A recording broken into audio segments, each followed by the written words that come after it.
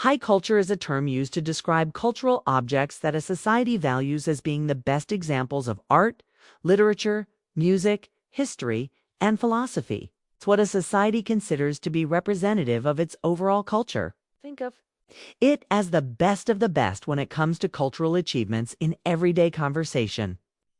High culture often refers to the culture of the upper class or a group of intellectuals. It can also represent the shared knowledge and traditions of a society that go beyond social class.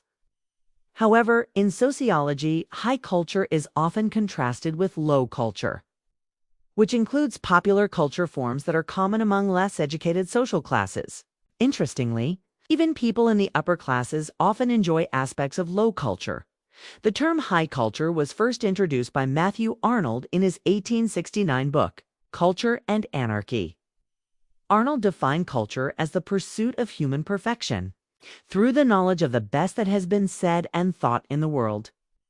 This definition includes philosophy and suggests that high culture can promote moral and political good. The opposite of high culture is often considered to be popular culture or mass culture. Some scholars argue that both high culture and popular culture are necessary and complementary parts of a society's overall culture. Others have studied how working-class individuals acquire cultural knowledge at universities, which can help them move up the social ladder.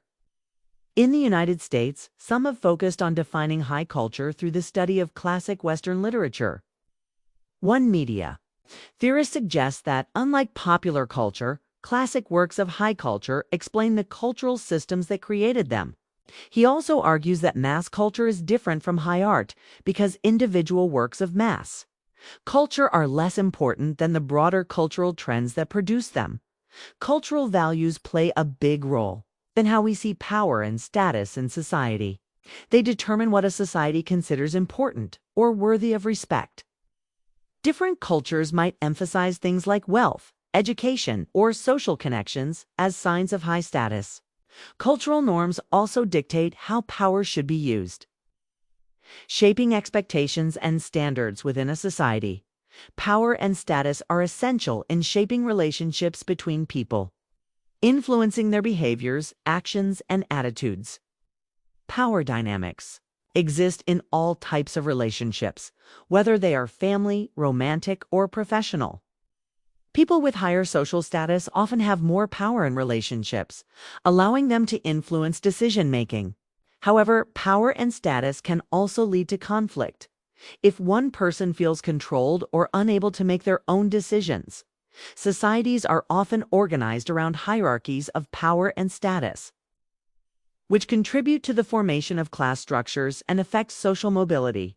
These power hierarchies often reflect the power dynamics in relationships, reinforcing the status of certain individuals or groups and maintaining social order.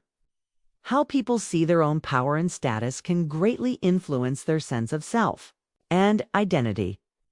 People often try to gain power and improve their social status because it increases their perceived value in society, which impacts their overall identity.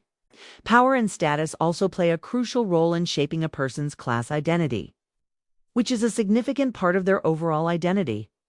Inequality in power and socioeconomic status can lead to significant differences in opportunities and quality of life, creating social stratification.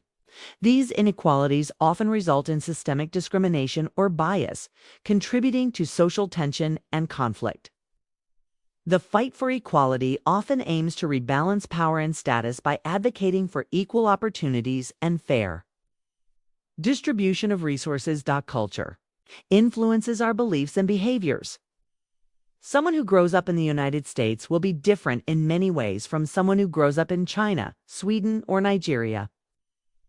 Culture affects not only language but also gestures, personal space, and the values we teach our children. Without culture, we couldn't have a society.